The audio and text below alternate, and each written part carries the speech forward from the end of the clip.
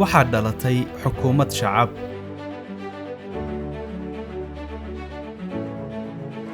muddo dheer kadib ayay dadkeennu dareemayaan dawlad iyaga ka timid, iyagu leeyihiin, iyaga u shaqaysa. haddaba si aad qayb uga noqoto talada dalka,